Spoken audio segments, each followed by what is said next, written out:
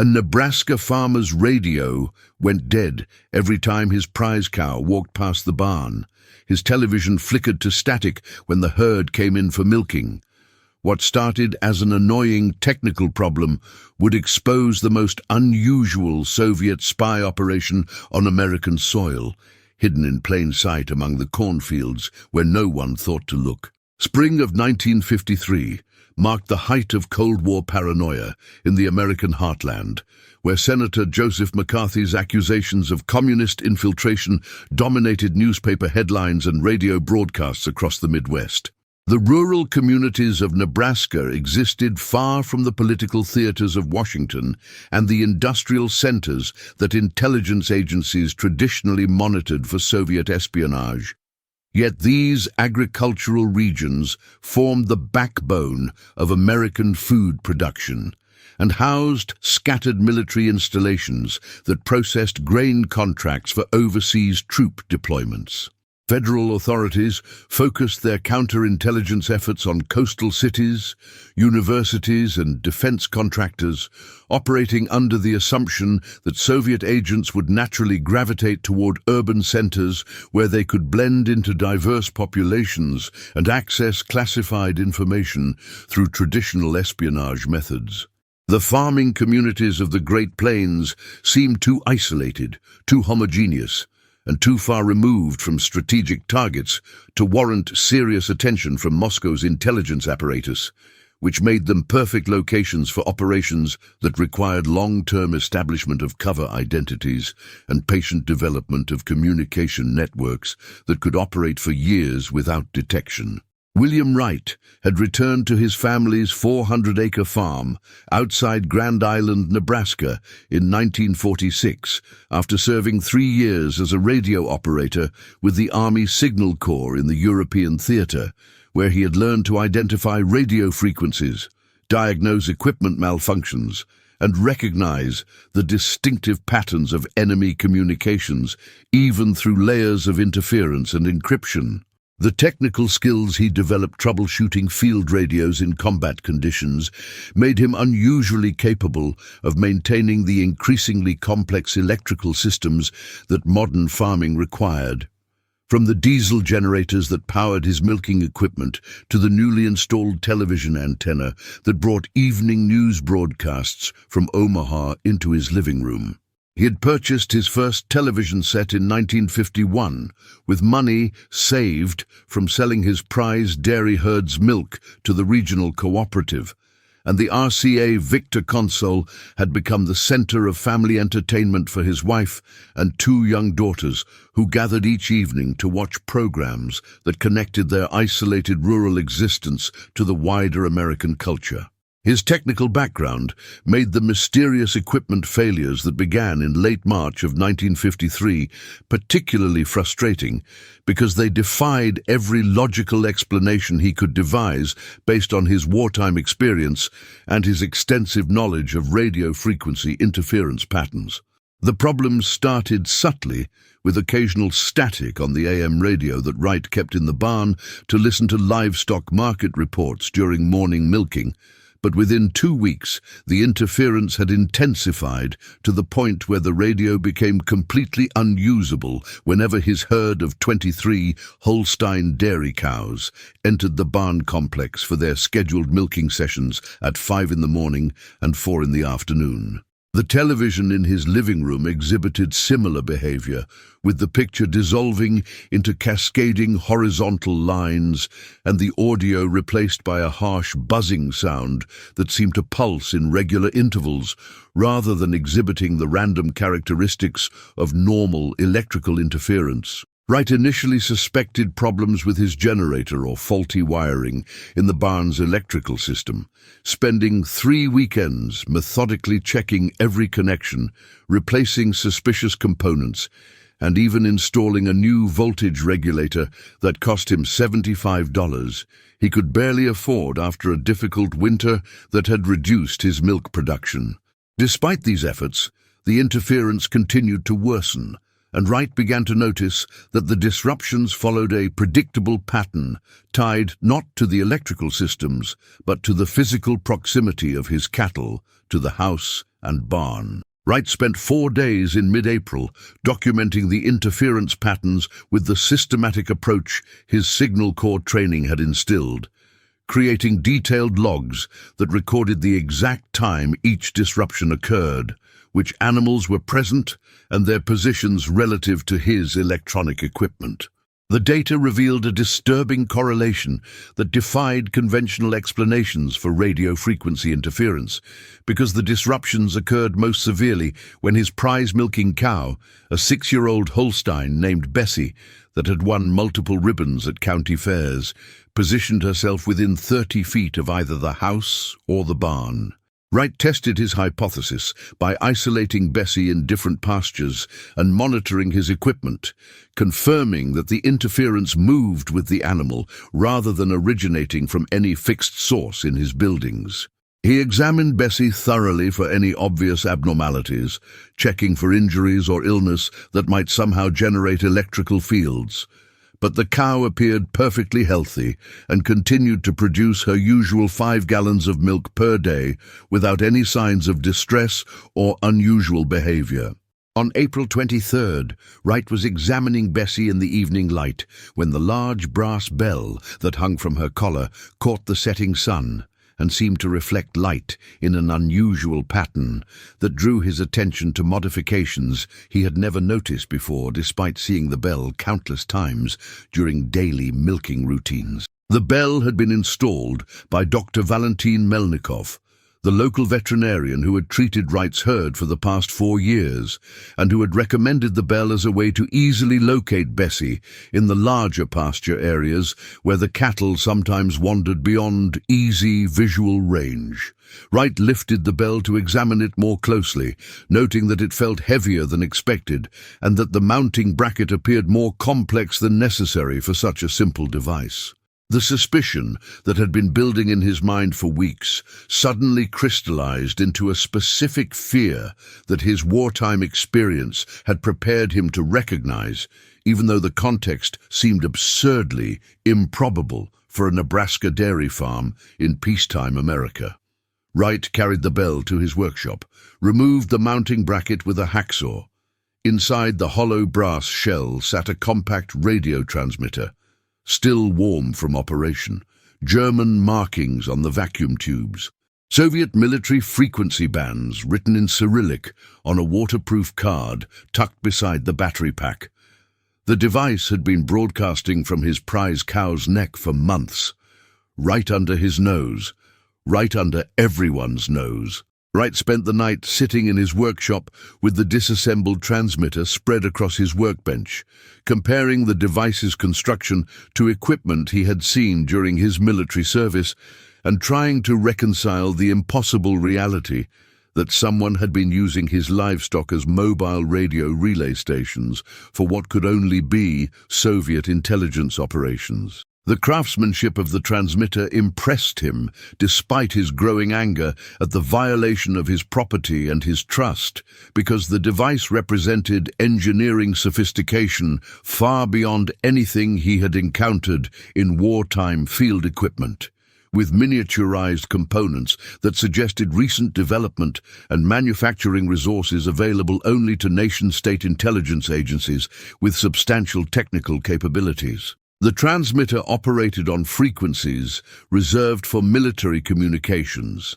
using burst transmission protocols that would make detection extremely difficult for anyone not specifically searching for such signals. And the power source consisted of a rechargeable battery system that could theoretically operate for months between maintenance cycles if the cow's normal movements provided sufficient mechanical energy to drive a tiny generator hidden in the bell's mounting mechanism. Wright understood that his discovery represented evidence of a serious federal crime that extended far beyond simple trespassing or property damage, and that his next decision would potentially place his family at the center of a counterintelligence investigation that could take months or years to resolve, while exposing them to risks from both Soviet operatives desperate to protect their network and overzealous federal agents who might view everyone in Grand Island with suspicion. At 6:30 on the morning of April 24th, Wright drove 40 miles to the FBI field office in Lincoln, rather than calling from his party line telephone that connected 8 farm families to a single circuit where any neighbor could listen to conversations simply by lifting their receiver without announcing their presence. Special Agent Richard King had been assigned to the Lincoln office in 1951 after spending 5 years in the Bureau's New York Counterintelligence Division, where he had worked cases involving Soviet intelligence officers operating under diplomatic cover at the United Nations, and had developed expertise in identifying the technical signatures of Eastern European communication equipment. King listened to Wright's account with the careful attention of someone trained to distinguish paranoid fantasies from legitimate security threats, asking specific technical questions about the transmitter's construction that revealed his own background in signals intelligence and his immediate recognition that the farmer's discovery represented something far more significant than an isolated espionage incident. Within 2 hours, King had contacted FBI headquarters in Washington, arranged for a technical analysis team to drive from Omaha with specialized radio frequency detection equipment, and begun background investigations on every person who had regular access to Wright's farm over the past 5 years, with particular focus on Dr. Valentin Melnikov, whose position as a traveling veterinarian gave him perfect cover for installing surveillance equipment across a wide geographic area without arousing suspicion from farmers who routinely invited him into their barns and homes. The technical team arrived at Wright's farm on April 25th, bringing equipment that filled 2 unmarked panel trucks and included radio direction finding systems, spectrum analyzers, and portable oscilloscopes that could identify transmitter signatures from distances of up to 2 miles under optimal atmospheric conditions. Special Agent David Hernandez, who led the technical analysis unit, had emigrated from Cuba in 1948 after working as a communications engineer for the Cuban military, and his expertise in Latin American and Soviet radio equipment made him uniquely qualified to evaluate the transmitter's origins and operational capabilities. Hernandez spent 3 hours examining the device under magnification, photographing every component, and cross-referencing the manufacturer markings against classified intelligence databases that catalogued known Soviet military equipment captured in Korea and Eastern Europe. His analysis revealed that the transmitter had been manufactured in East Germany sometime in 1951 or 1952,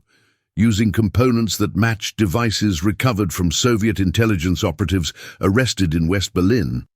and that the frequency bands programmed into the device corresponded to known Soviet military intelligence networks that the National Security Agency had been monitoring but had never successfully located within the continental United States. The sophistication of the installation mechanism particularly troubled Hernandez, because it demonstrated that whoever designed the system had invested substantial resources in developing reliable long-term deployment methods that could survive the harsh physical conditions of agricultural work while remaining completely invisible to farmers who handled their animals daily. King made the decision to pursue the investigation without alerting Melnikov or any other potential suspects, reasoning that a premature arrest might cause other operatives in the network to destroy evidence or flee the country before federal agents could identify the full scope of the operation. Wright agreed to continue normal farm operations while wearing a concealed radio transmitter that would alert FBI surveillance teams if Melnikov or anyone else made unexpected visits to his property. The Bureau established round-the-clock observation posts in 3 locations surrounding Wright's farm, using telephone company service trucks and agricultural equipment as cover for agents equipped with cameras, radio intercept gear, and firearms in case the investigation escalated to direct confrontation with Soviet intelligence officers who might be directing the operation from nearby cities. On April 27th, Hernandez drove a specially equipped surveillance vehicle through farming communities within 50 miles of Grand Island, using sensitive radio direction finding equipment to search for transmission patterns similar to the device found in Bessie's Bell. The survey revealed intermittent signals emanating from farms in 8 different counties, all operating on frequencies within the Soviet military intelligence bands that Wright's transmitter had used. Hernandez coordinated with local FBI offices to identify the farmers who owned properties where signals had been detected,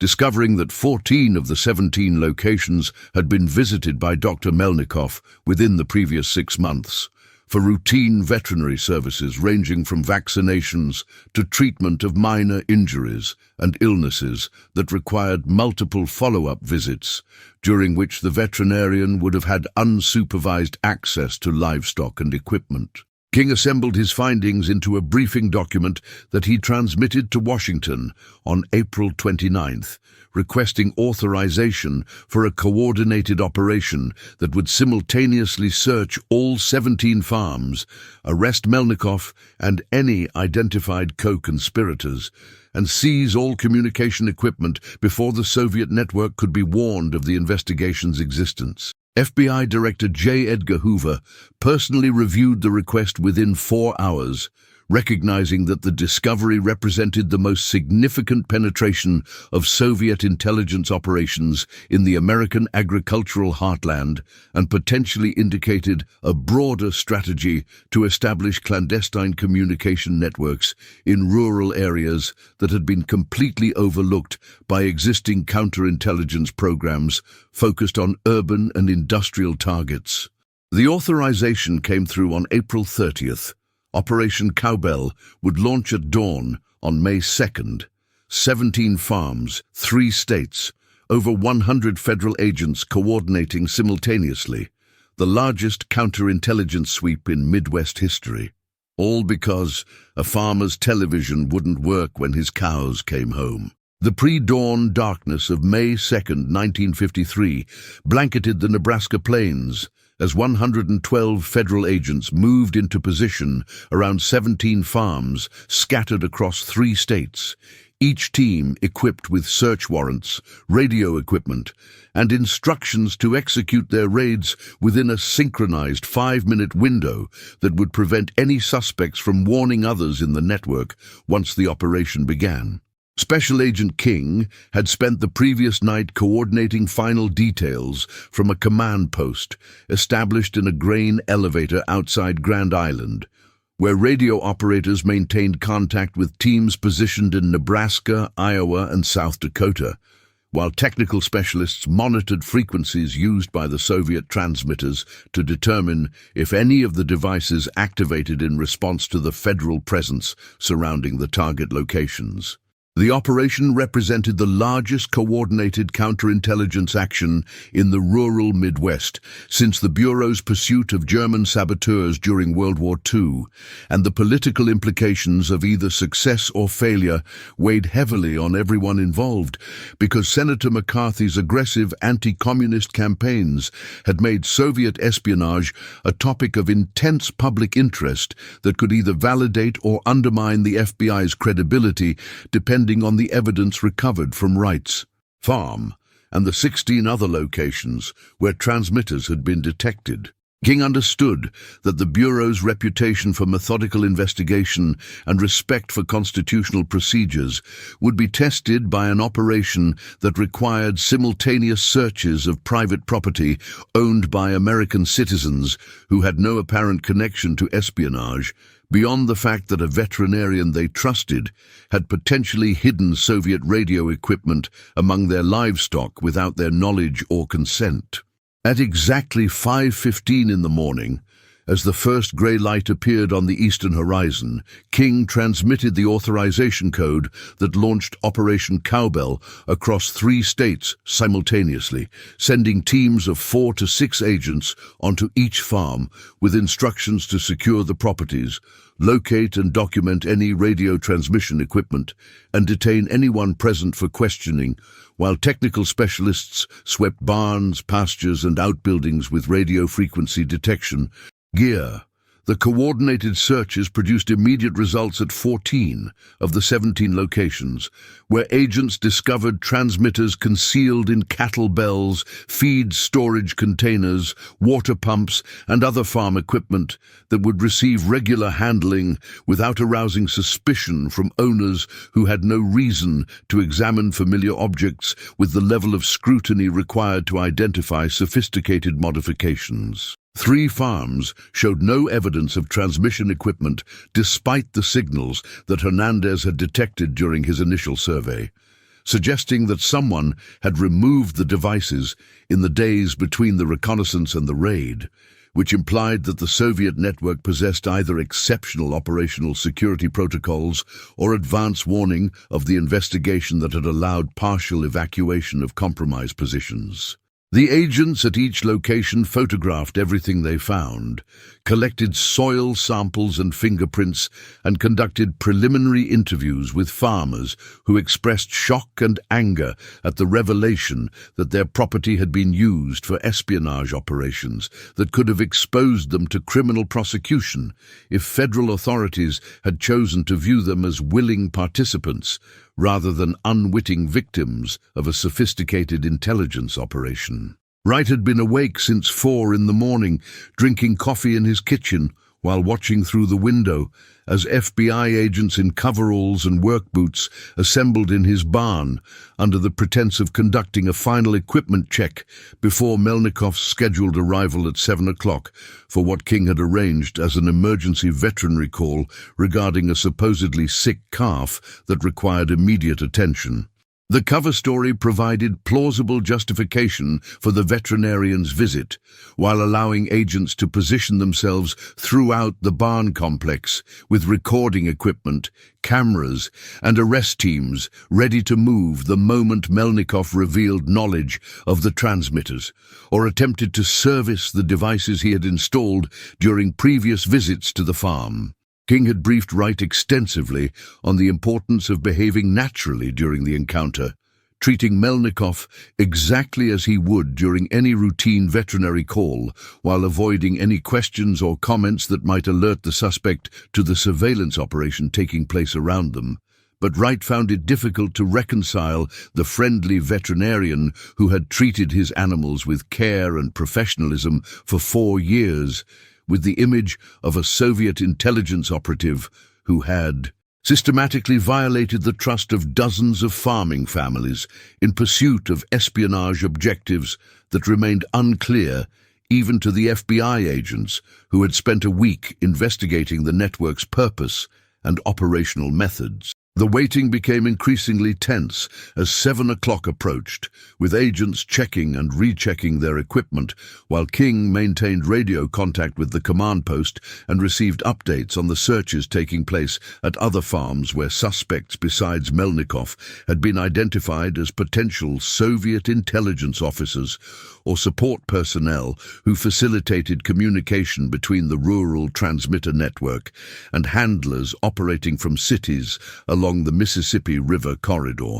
Melnikov's truck appeared at the farm entrance at 7:03, the blue Ford panel van with Melnikov Veterinary Services painted on the side panels, rolling slowly up the dirt access road, while Wright walked out from the barn to greet him with the forced casualness of someone trying to act naturally under circumstances that felt anything but normal. The veterinarian stepped out of his truck carrying his medical bag and a toolbox that King suspected contained radio maintenance equipment disguised as standard veterinary supplies. And for the first 15 minutes of the visit, Melnikov performed a completely legitimate examination of the supposedly sick calf, while making professional observations about nutrition and recommending treatments that demonstrated genuine veterinary expertise. Wright began to wonder if the FBI had made a catastrophic mistake If Melnikov was actually innocent, and the transmitters had been installed by someone else who had gained access to the farms through some method that investigators had not yet identified, but those doubts vanished when Melnikov finished examining the calf and casually asked if Wright had noticed any problems with Bessie's bell, using phrasing that seemed innocuous, but that King later noted as an almost certainly coded inquiry. Designed to determine if the farmer had discovered the hidden transmitter. Wright responded carefully, said the bell seemed fine. No problems he had noticed. Melnikov relaxed visibly, walked toward Bessie's stall, reached for the bell with practiced familiarity. King gave the signal. 8 agents emerged from concealment positions. Melnikov's hand froze on the brass bell. His face showed no surprise, only resignation. He had been waiting for this moment, probably for years. The arrest happened without resistance. Melnikov surrendered quietly, professional to the end. His veterinary bag contained specialized radio testing equipment, replacement transmitter components, code books written in invisible ink on what appeared to be livestock health records, instructions in Russian for servicing the network, names of 3 other operatives, all veterinarians, all working rural routes across the Midwest. The network was bigger than anyone had imagined. The interrogation of Valentin Melnikov lasted 6 days in a secure facility outside Omaha, where FBI counterintelligence specialists worked in shifts to extract information about the Soviet operation that had operated undetected across America's agricultural heartland for nearly 4 years before Wright's discovery exposed the network to federal authorities. Melnikov proved surprisingly cooperative once agents presented evidence that included not only the physical transmitters recovered from 17 farms, but also intercepted communications that Soviet handlers had transmitted to the network through a relay station operating from a fishing boat in the Gulf of Mexico, messages that provided detailed instructions for maintaining the equipment and gathering intelligence that seemed remarkably mundane for an espionage operation of such sophistication and scope.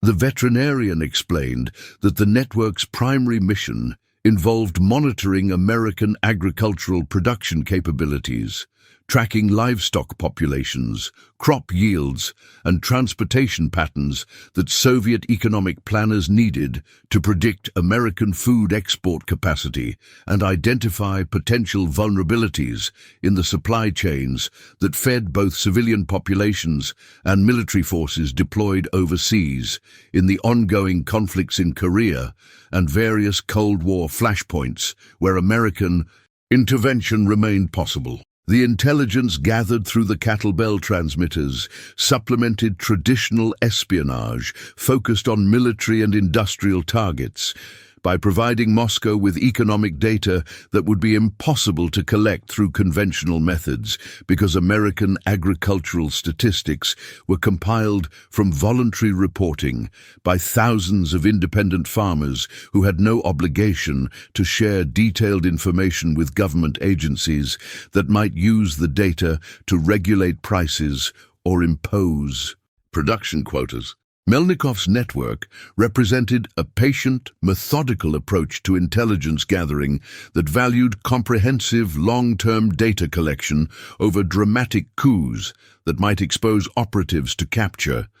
And the veterinarian took evident pride in describing the technical innovations that had allowed the transmitters to operate reliably for months, while remaining completely invisible to farmers who interacted with the equipment daily without ever suspecting that their livestock carried Soviet surveillance technology. The FBI's investigation expanded rapidly as Melnikov provided names, locations, and operational details about the 17 other Soviet operatives who worked as veterinarians, agricultural equipment salesmen, and feed suppliers throughout the Midwest, creating a network that covered portions of 7 states and had established the infrastructure to expand operations to hundreds of additional farms if the initial deployment proved successful in avoiding detection by American counterintelligence. agents arrested 14 of the named conspirators within 72 hours of Melnikov's confession, while 3 managed to flee the country through established Soviet exfiltration routes that moved them through Mexico to Cuba and eventually to Eastern Europe, where they received medals and pensions for their service to Soviet intelligence despite the network's ultimate failure. The arrested operatives included Dr. Vladimir Korolev, who had worked in Iowa for 6 years while installing transmitters on 43 farms, and Viktor Belyaev, a farm equipment dealer in South Dakota who had modified grain elevators and storage silos to serve as radio relay stations that extended the network's range and allowed the cowbell transmitters to send data to collection points hundreds of miles from the farms where the devices operated. The breadth of the conspiracy shocked FBI officials, who had assumed that Soviet intelligence focused primarily on military and technological targets, rather than investing substantial resources in monitoring agricultural production data that seemed strategically insignificant compared to nuclear weapons research or military deployment plans. King spent weeks preparing the prosecution case that would bring Melnikov and his co-conspirators to trial in federal court on charges of espionage, conspiracy to commit espionage, and violation of the Foreign Agents Registration Act, working with Justice Department attorneys who recognized that the unusual nature of the cowbell network presented both opportunities and challenges for securing convictions that would withstand appellate review. The trial began in October of 1953 in Lincoln, attracting national media attention that transformed the case into a public examination of Soviet intelligence methods and the vulnerability of American agricultural regions to espionage operations that had been completely overlooked by federal authorities, focused on protecting coastal cities and industrial centers from infiltration. Melnikov's defense attorneys attempted to argue that collecting agricultural statistics did not constitute espionage, because the information involved no military secrets or classified government data. But prosecutors successfully demonstrated that systematic intelligence gathering on behalf of a foreign power violated federal law regardless of whether the specific data collected related directly to national defense, and that the clandestine methods employed by the network proved that the operatives themselves understood they were conducting illegal espionage rather than legitimate research.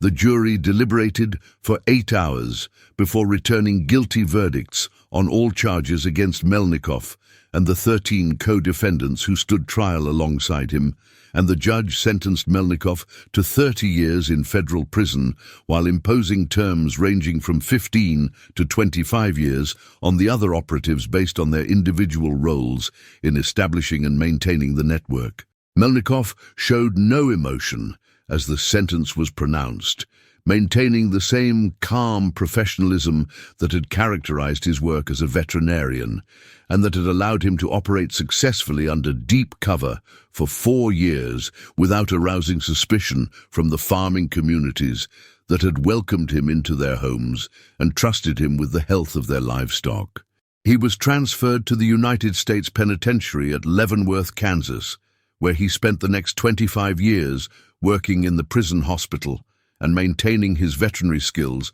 by treating animals kept at the facility's agricultural work programs. Wright testified at the trial, describing his discovery of the transmitter and his decision to contact federal authorities rather than confronting Melnikov directly or destroying the evidence before investigators could document the network's existence and capabilities. His testimony proved crucial in establishing the timeline of events and demonstrating the sophisticated nature of the transmitters that had been designed to avoid detection by people with technical backgrounds and wartime experience in military communications. After the trial concluded, Wright returned to his farm and resumed normal operations, though he found that his relationship with his neighbors had been permanently altered by his role in exposing the espionage network, because some community members viewed his cooperation with federal authorities as a betrayal of the trust and privacy that rural communities traditionally maintained in their dealings with outside investigators. The FBI provided Wright with financial compensation for his cooperation and his testimony, but declined his request for ongoing security protection based on assessments that indicated the Soviet intelligence services would not attempt retaliation against a witness in such a high-profile case, where any violence would attract immediate attention from American law enforcement and undermine Moscow's attempts to portray the cowbell network as a benign research project rather than hostile. Espionage. The technical analysis of the recovered transmitters continued for months after the arrests, with National Security Agency engineers studying the devices to understand Soviet miniaturization capabilities and to develop detection methods that could identify similar operations if Soviet intelligence attempted to rebuild the network using improved technology that incorporated lessons learned from the Melnikov case. The devices proved remarkably sophisticated for their era, using vacuum tube technology that represented the cutting edge of portable radio engineering in the early 1950s, and the power management systems demonstrated engineering creativity that suggested Soviet technical capabilities exceeded American intelligence estimates in certain specialized areas of communications technology. The NSA's findings led to expanded surveillance of rural regions and the development of mobile radio frequency scanning equipment that could be deployed rapidly to investigate reports of unusual interference patterns similar to those Wright had experienced with his television and radio equipment. Melnikov never provided a complete explanation for why Soviet intelligence had invested such substantial resources in monitoring American agricultural production, and historians who later studied the operation concluded that the network likely served multiple purposes beyond simple crop statistics, potentially including monitoring of military food supply chains, identification of farms near strategic missile installations, and establishment of communication infrastructure that could be activated during wartime to coordinate sabotage operations or provide intelligence on troop movements through agricultural regions. The full extent of Soviet planning remained classified until 2003, when the CIA declassified documents related to Operation Cowbell as part of a broader release of Cold War intelligence materials that had been sealed for 50 years under national security regulations. Melnikov died in his cell at Leavenworth on November 16, 1978. Heart failure, age 63. He had served 25 years, never sought parole, never expressed regret. The Soviet Union never publicly acknowledged his existence. No family claimed his body. He was buried in the prison cemetery, Plot 217, a simple marker with his name and dates. Nothing about veterinary medicine, nothing about cattle bells. Nothing about the most unusual spy network in American history. Just another forgotten prisoner in an unmarked grave. Wright lived until 1996, dying peacefully on his farm at age 74. His daughters inherited the property and sold it to a corporate agricultural company that demolished the old barn where agents had arrested Melnikov 43 years earlier. The FBI gave Wright a commendation letter in 2003 when Operation Cowbell was declassified. By then he had been dead for 7 years. His wife framed the letter anyway, hung it in her living room. Visitors asked what cowbell meant. She would smile, tell them about the cow, about the bell, about the day her husband discovered that his television problems were actually Soviet espionage. Most people thought she was joking. She never minded. Some stories are too strange for people to believe, even when they are completely true.